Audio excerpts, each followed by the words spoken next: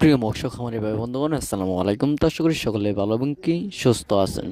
তো নতুন বছরের নতুন তারাবাইং নিয়ে হাজির হয়েছি। তো আপনারা যারা তারাবাইং মাছের পোনা করছেন তারা আমাদের কাছ থেকে তারাবাইনের মাছের পোনাগুলো নিতে পারেন। আমরা সারা বাংলাদেশে হোম ডেলিভারির মাধ্যমে পৌঁছিয়ে দিয়ে থাকি, এবং কি আপনারা চাইলে আমাদের লোকেশন মতো এসেও ভালো উন্নত মানের যে কোনো দেশীয় ও বিদেশি মাছের পোনা সংগ্রহ করতে পারবেন।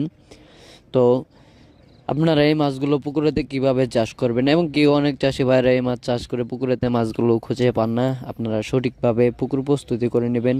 আপনারা সঠিকভাবে পুকুর প্রস্তুত করার আগে আপনাদের পুকুরের যত সাইডে ময়লা আবর্জনা রয়েছে, এবং কি পুকুরের যদি সাইডে কোনো গাছপালা থেকে থাকে তাহলে গাছপালাগুলো ছিটিয়ে নিতে হবে।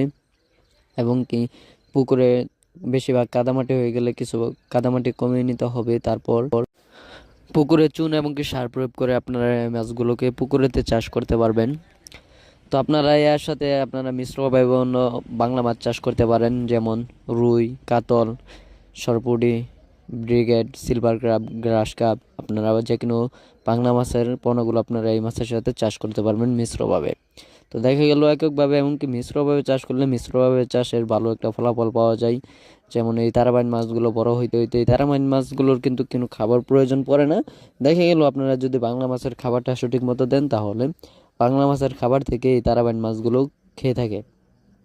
তো তার ফলে দেখা গেল অল্প খরচেই ভালো একটা মুনাফা আয় করা গেল, এবং কি এই তারাবাইন মাছের পোনাগুলোর কিন্তু বাজারে ম্যাচ মূল্য রয়েছে, এবং যে কোনো বাংলা মাছের পোনাও কিন্তু বাজারে এখন ভালো একটা মূল্য রয়েছে।